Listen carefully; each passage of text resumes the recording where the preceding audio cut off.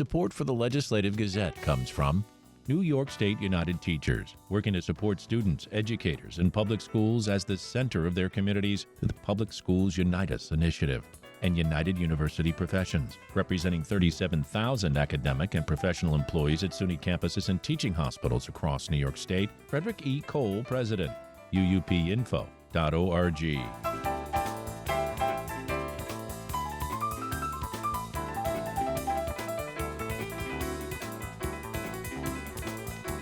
With President Joe Biden facing growing public pressure to step aside after last week's debate, prominent upstate New York Democrats are divided on the question. The Legislative Gazette's Dave Lucas reports. Democrats are divided over whether President Biden should continue campaigning for re-election or pass the baton to someone else. Biden's family used a weekend gathering at Camp David to urge him to stay in the race. Former Niskayuna Town Board member Denise Murphy-McGraw is the national co-chair of Catholics Vote Common Good. There's no disputing that President Biden did not have a good night the other night. It was clear. It was visible to all of us. It was a painful hour and a half. I will say, though, as probably, I say with great confidence, one of the only people in the considerable WAMC listening area that has had a conversation directly with the leader of the free world over the last few months. When I spoke to him and when I was with him in person, he knew what day it was. He knew who I was. He knew why he was there. He was the leader of the free world. So I am not concerned in the least about his capacity or all these things that people are now saying. State Assembly member John McDonald of the 108th District is more concerned about Biden's policies than his performance. Yes, the person is important, but the policies that impact everyday New Yorkers and everyday United States citizens is also a critical part. Joe Biden has done a remarkable job in regards to working for everybody in this country and trying to make sure that we've got jobs and we've got opportunity. And therefore, I can see why, a lot of people are disappointed in his performance, and we'll leave it at that. Policies aside, 110th District State Assemblyman Phil Stack worries the re-election campaign could be overshadowed by Biden's struggles at the podium. I might be confident in the president as the president and in his policies, but I am not confident in the president as a candidate. And I think the Democratic Party would be better served by a replacement. I think that, for example, a lot of this, when you're in a close race, a lot depends on perception. And you can talk about how important it is to defeat Donald Trump, but if the perception is that the president is not fit for this campaign, then it would be better for the party and for the nation that he step aside in favor of another candidate. 109th District Assembly member Pat Fahey disagrees. It's unsettling. These are unsettling times, but you have to go back to your core. And my core, you just have to go, who has demonstrated things? Who is trying to bring stability back to the Middle East, back to Ukraine? Do we want somebody who coddles up to Putin? I mean, it's just incredulous to me that it's even a race. How can we allow a communist dictator? If it's Ukraine now, what about Poland? What about the rest of Eastern and Western Europe? What about NATO? We can't be flippant about this. We absolutely cannot be flippant. We have a statesman, and we have somebody who is incredibly experienced. Yes, he had a bad night, but less than 24 hours later, we saw somebody, who was the Joe we know. So let's go with the Joe we know. For the Legislative Gazette, I'm Dave Lucas. New York Governor Kathy Hochul has tapped a developer to transform the former downstate correctional facility in Fishkill, but the plan is facing skepticism from local leaders. The Legislative Gazette's Jesse King explains. Rochester-based Conifer Realty LLC has proposed turning the vacant 80-acre prison into a lively campus with commercial space, a walking trail, a playground, and lots of housing. Vice President of Development Momar Hermanstein says he imagines about 300 units to start off, but ultimately the site could host 1,300 apartments over the next decade.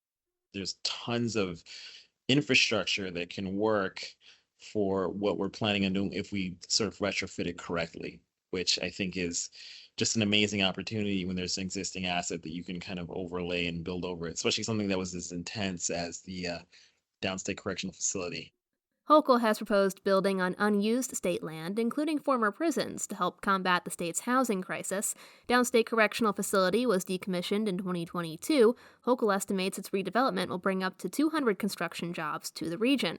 But that's not reassuring to Fishkill Town Supervisor Ozzie Albra. I have not seen one Fishkill resident support this project.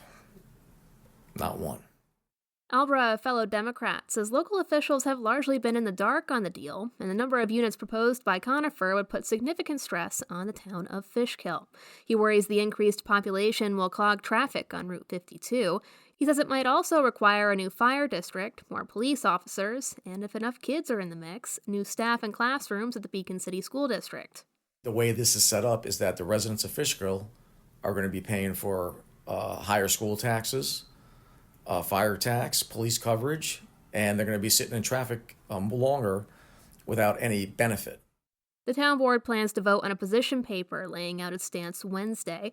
According to Albra, the town ideally wants to see the site used for commercial space, not residential, and it doesn't want it to fall into the hands of a nonprofit that could take it off the tax rolls. If it does become housing, Albra wants an emphasis on veteran and senior housing. He says a third of the units should be reserved for current Fishkill residents, and another third should be set aside for residents of Dutchess County.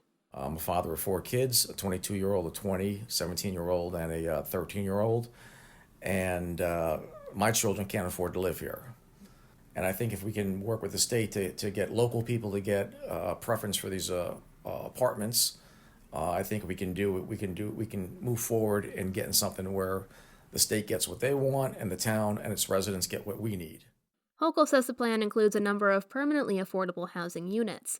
Just how many and how affordable they might be remains to be seen, however. Hermanstein says there's no set number of units or income level tied to this project, and Conifer is still waiting to hear what the local community wants.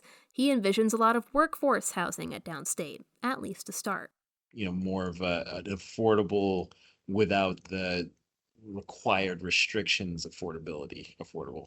Up to 80, maybe up to 120% AMI. According to a recent report by the nonprofit Hudson Valley Pattern for Progress, which worked with Conifer to draft the proposal, according to Hermanstein, the average single renter cannot comfortably afford a one-bedroom apartment in any of the region's 9 counties. As for Albra's concerns, Hermanstein says his data shows the number of students at Beacon City School District has dropped over the years, so he imagines it can take on more. He says Conifer plans to hire a traffic consultant and meet with local leaders to gather input from the community. Republican State Assemblyman Anil Bipan of the 105th District says his office is collecting comments from residents to bring to the table. It sounds like this is going to be a negotiation. It sounds like the Conifer group has come in with their highest possible wish list of what they would like to do for development there. I think over the next couple months, the town it should theoretically have a say in, bringing that number down to something that's a bit more realistic. We're hoping to keep the lines of communication open between Empire State Development, the Conifer Group, and the town. For the Legislative Gazette, I'm Jesse King.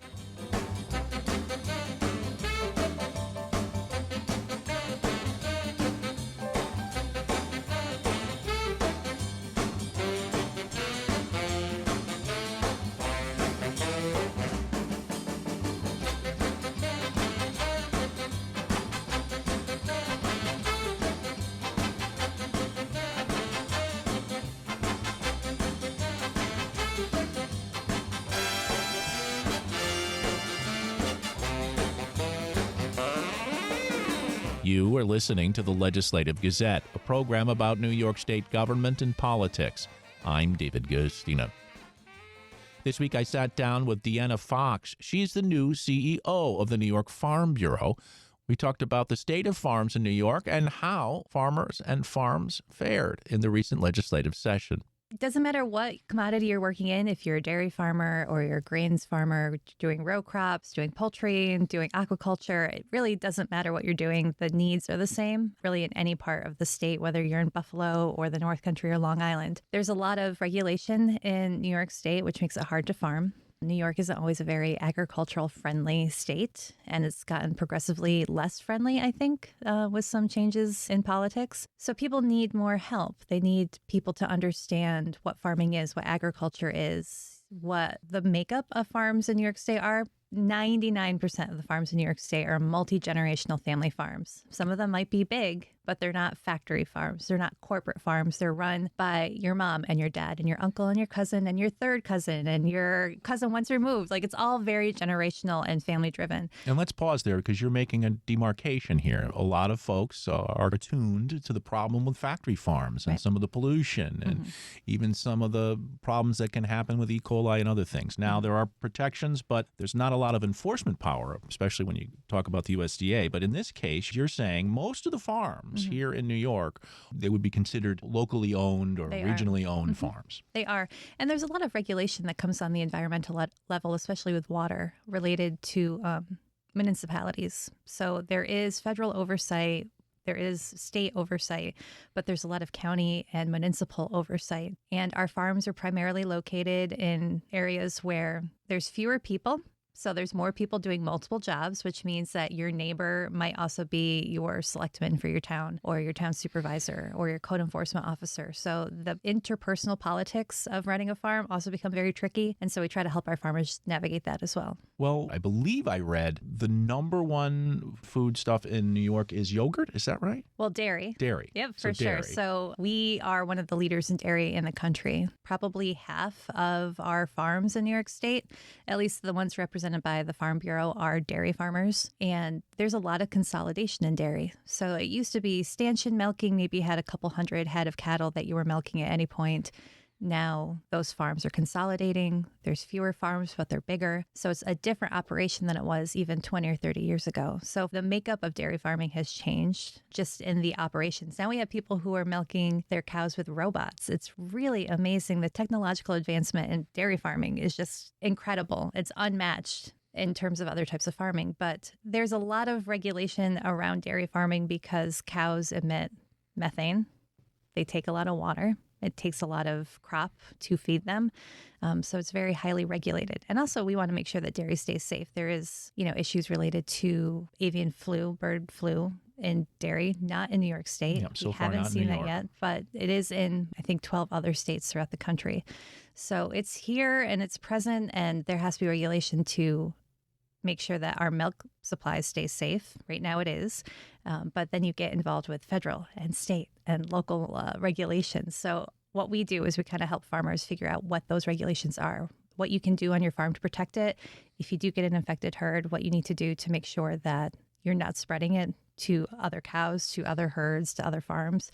So it's a lot of regulation to be a farmer. You almost have to have somebody on hand who can go through every day and look at the USDA website to make sure you're getting the most accurate information because it changes very fast.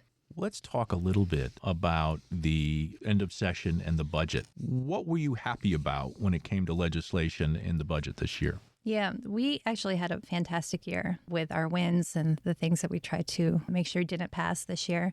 One of the big ones that we got this year finally was direct-to-consumer shipping on cider and distilled products in New York State. Alcohol, folks. Yeah, so now there's some parity between all of the craft spirits, all spirits made in New York State. Before wineries could ship and breweries could ship, that really came from the pandemic. They've been able to do it since the pandemic, but now all of the different types of spirits, booze, beer, wine, you can ship it all. If you go and visit, and it's been great for agritourism, because if you're going out to the Finger Lakes or you're going out to Buffalo or you're going somewhere or at Long Island where there's a lot of craft beverage production and you don't want to ship all that stuff home, you don't want to haul it home with you, you can now have it shipped directly to your house. And that's been pretty fantastic. Hey, Deanna Fox of the Farm Bureau, how about Indian Ladder Farms right here in the Capital Region, which also, and this is something I find interesting that I've seen happening more and more with farms in New York, and tell me if I'm right, and that is partnering with other organizations. So DeFazio's Pizza partners with Indian Ladder. Indian Ladder has craft beer that they sell. Now there's a little area at Indian Ladder Farms for a little pizza area and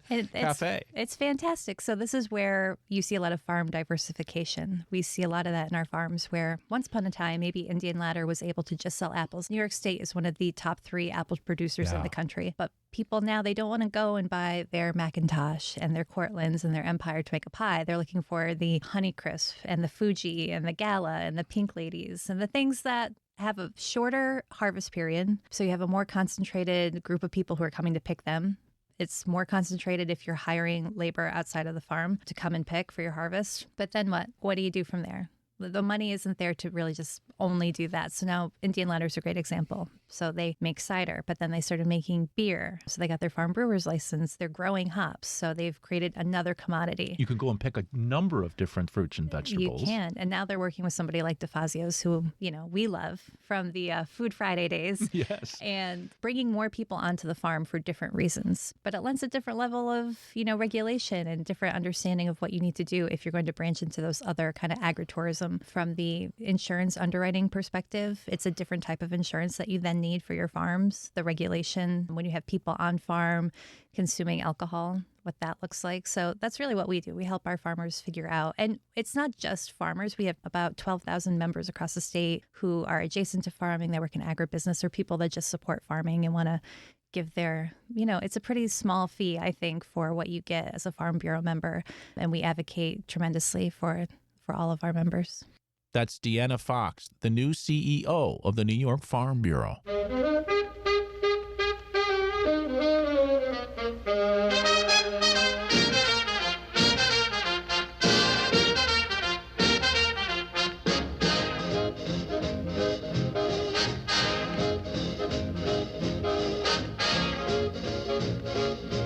You are listening to the Legislative Gazette, a program about New York State government and politics.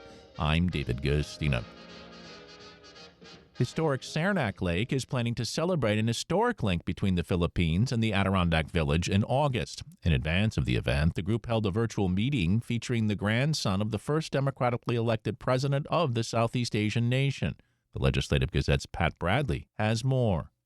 The village of Saranac Lake rose to national and international prominence in the 19th century for its treatment of tuberculosis at a time when there was no cure for the disease.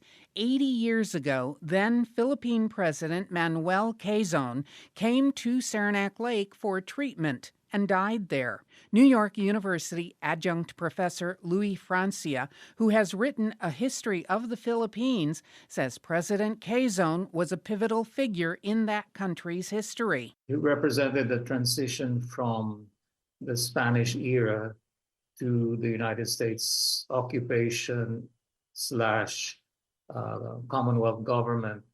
And therefore, he is important in the sense of understanding the way that the Philippines transitioned into the modern era. Manuel Quezon III, the grandson of President Quezon, shared photos and explained how the Philippine president came to Saranac Lake to be treated. It was a good friend of his, a former Governor General of the Philippines, a former congressman from New York. We owe it to Francis Burton Harrison, his friend, who said, "Have you heard of this little town called Saranac Lake? Because it's a place famous for a certain Dr. Trudeau, who happens to be one of the world experts in this disease." And that's what brought him to Saranac Lake in 1943. Quezon, who has not been to Saranac Lake, recalled that during the COVID pandemic, he was contacted by a fellow Filipino who had just visited Saranac Lake and was sent pictures of the places his grandfather had stayed. And all of a sudden, what had been a color film from 1944 suddenly became digital images from 2019. The same deck, the same view of the lake. Something I'd never seen, the living room of the house unchanged practically in at that point 75 years. The chapel where he lay in state for the last time. And even interesting detail, a steamer trunk that apparently had been left behind and led to intense speculation among myself and my cousins about what's in that trunk. We better retrieve it. Well, to add to the drama of this story, now the trunk is missing. Quezon says while his grandfather's life culminated in what he calls a death in exile during World War II, Filipinos still respect his memory. On the whole, and I'm just stating this as someone who has gone around the country and been fortunate to interact with many people, I do think there's still a tremendous amount of goodwill about my grandfather and his memory.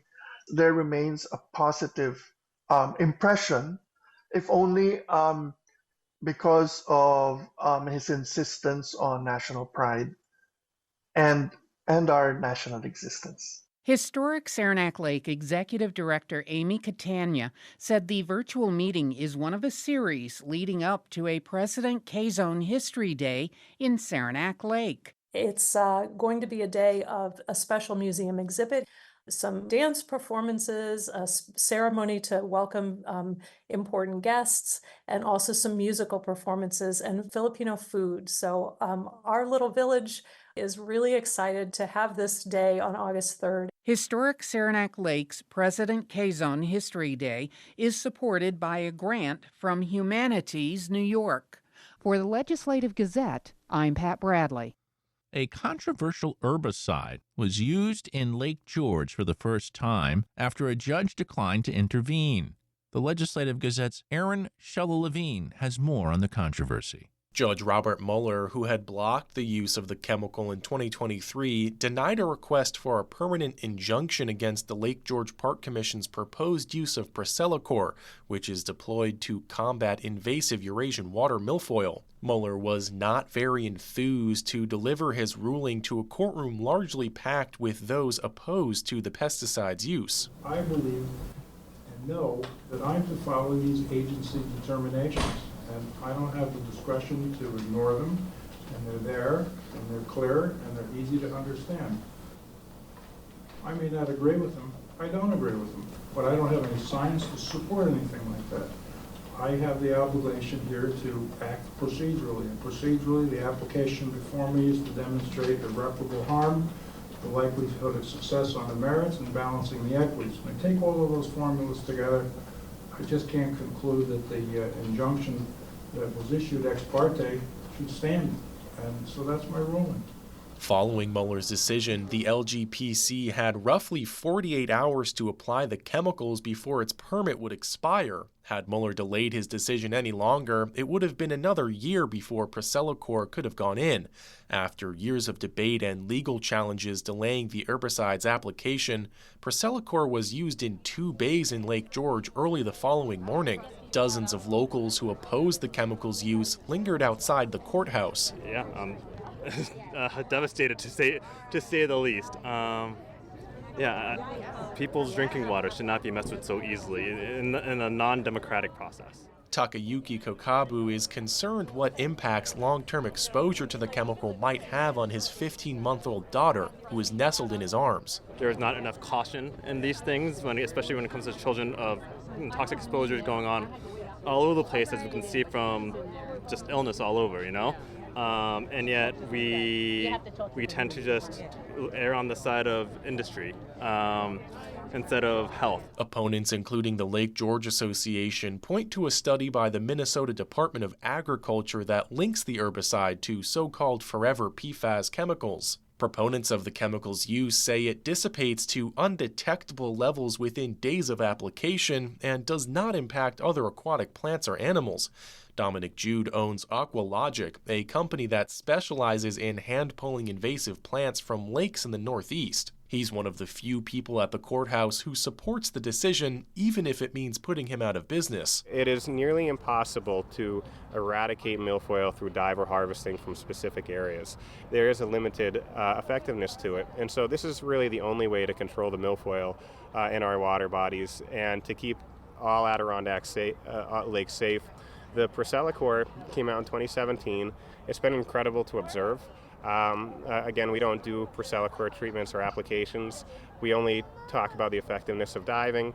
But we've seen it, for example, it was used on Brant Lake a couple weeks ago, and we've watched the milfoil die. The LGA offered to cover the costs of another year of hand harvesting Eurasian water milfoil and claimed the plant does not pose as dire a threat to require chemical treatment.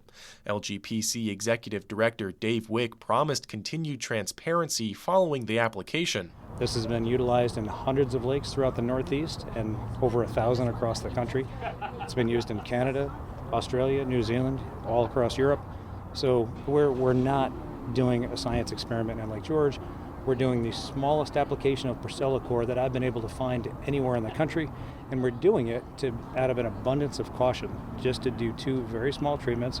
We will study these sites more than any other lake has studied the outcome of these sites. The Lake George Association was unsuccessful in petitioning New York Governor Kathy Hochul to halt the pesticides application until further research could be done. LGA Executive Director Chris Nowitzki spoke with WAMC following the ruling. As of right now, I think we've taken this as far as we could have to prevent it. Now it's try to understand what happens when, a pesticide is put in a pristine lake, and in our opinion, that doesn't meet the criteria of its use. Opponents contend Lake George is much larger and faster moving than any nearby lake Procellacor has been used in. The LGA is monitoring Sheep Meadow and Blair's Bay in collaboration with the Jefferson Project and expects the efficacy of the pesticide and potential damage to other species to be measurable after several months. Reporting on the campus of Skidmore College, this is Aaron Shallow-Levine. And that about does it for this week's show. The Legislative Gazette is a production of WAMC, Northeast Public Radio. We had help from the New York Public News Network. You can listen to the Legislative Gazette anytime at WAMCpodcast.org or anywhere you get your podcasts. Look for program number 2427. And join us again next week at this same time for more news on New York State government and politics. For the Legislative Gazette, I'm David Gustina. Support for the Legislative Gazette comes from United University Professions, representing 37,000 academic and professional employees at SUNY campuses and teaching hospitals across New York State. Frederick E. Cole, President. UUPinfo.org.